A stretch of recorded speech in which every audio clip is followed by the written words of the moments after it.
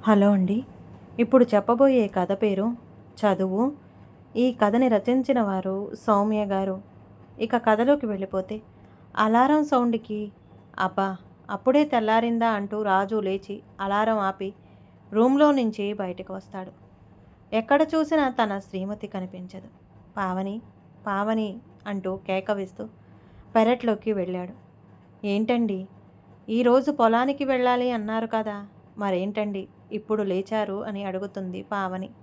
మన చంటిగాడిని స్కూల్లో దించి అటు నుంచి అటు పొలానికి వెళతాను అంటాడు. బకెట్ తీసుకొని బావి దగ్గరకు వెళ్ళి నీళ్లు తోడుతుంటాడు. పావని, చంటి, చంటి లేనానా, స్కూలుకి టైం అవుతుంది అని లేపుతుంది. చంటి బద్ధకంగా లేచి రెడీ అవుతాడు. అబ్బా! రోజు ఈ స్కూల్ ఏంటో, తొందరగా సెలవులొస్తే బాగుండు అనుకుంటాడు. వాళ్ళ అమ్మ దగ్గరికి వెళ్ళి టిఫిన్ పెట్టమ్మా అంటాడు.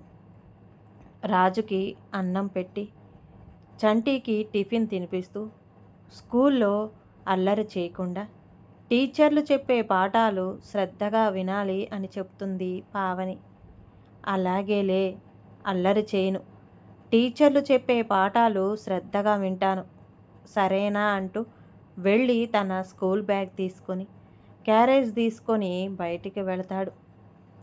సైకిల్ తీసి చంటి చేతిలోని బ్యాగు క్యారేజ్ తీసుకొని సైకిల్కి తగిలించి పావనితో వెళ్ళొస్తాను అని చెప్పి చంటిని ఎక్కించుకొని వెళ్ళిపోతాడు రాజు. నానా, ఈసారి ఆదివారం సినిమాకి వెళదామా అని అడుగుతాడు చంటి. సరేరా చంటి, కుదిరితే తప్పకుండా తీసుకెళ్తాను అంటాడు. ఈలోపు స్కూలు వచ్చేస్తుంది. చంటిని దించి రాజు పొలానికి వెళ్ళిపోతాడు. ఇంటి పని అంతా చక్కబెట్టుకొని రాజుకి అన్నం తీసుకొని పొలానికి వెళుతుంది పావని. సాయంత్రం చంటి స్కూల్ వదిలే టైంకి రాజు, పావని తిరిగి స్కూల్ దగ్గరికి వచ్చి చంటిని తీసుకొని ఇంటికి వెళతారు. చంటికి మాత్రం రోజు స్కూల్కి వెళ్ళడం అంటే నచ్చేది కాదు. ఒకరోజు ఎలాగైనా స్కూల్ మానేయాలి అని, అమ్మ నాకు కడుపులో నొప్పిగా ఉంది, నేను ఈ రోజుకి స్కూలుకి వెళ్ళలేను అంటాడు.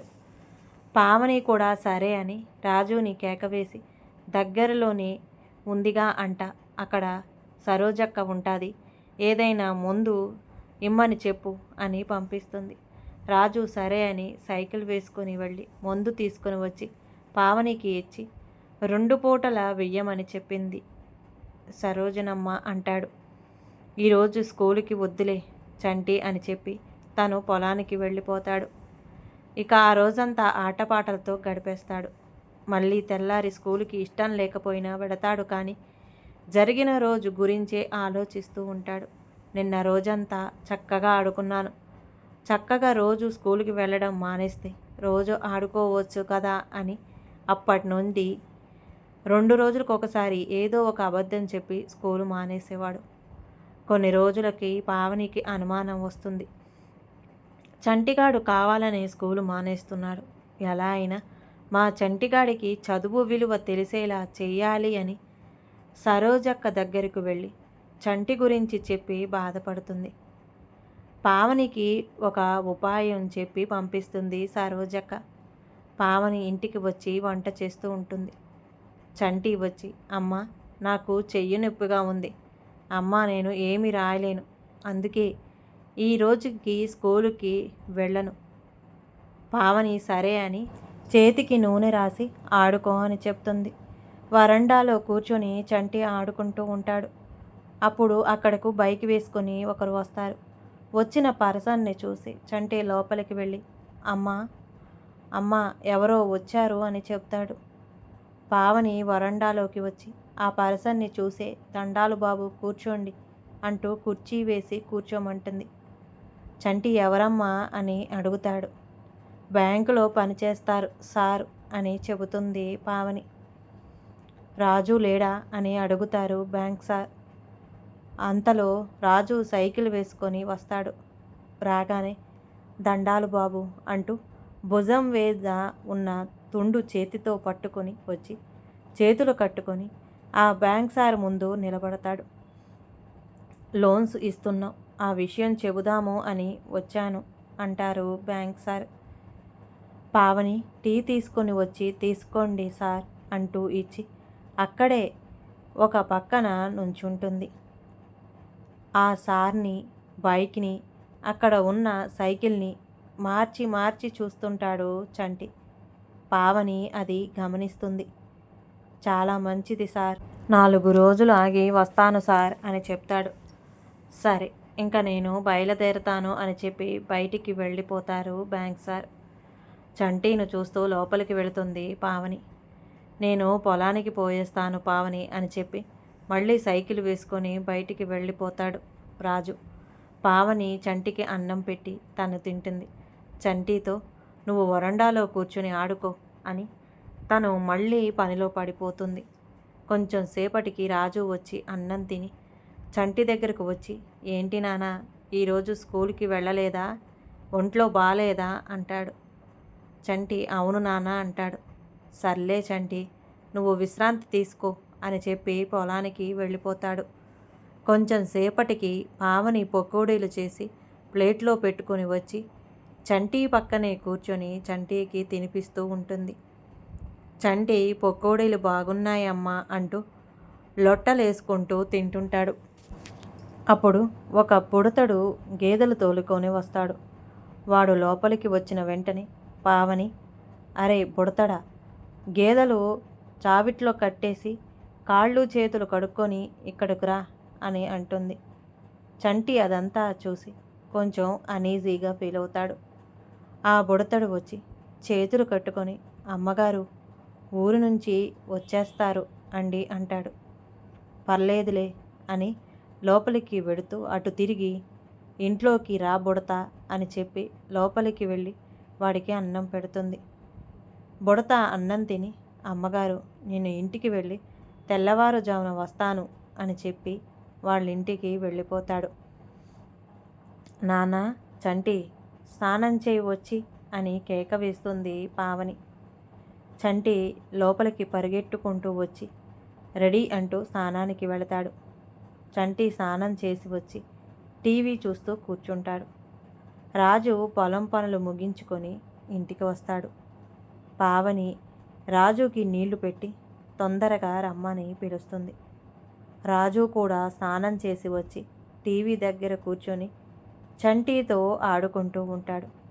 కొంచెం సేపటికి పావని ఇద్దరిని అన్నం తినడానికి పిలిచి ఇద్దరికీ అన్నం పెడుతుంది.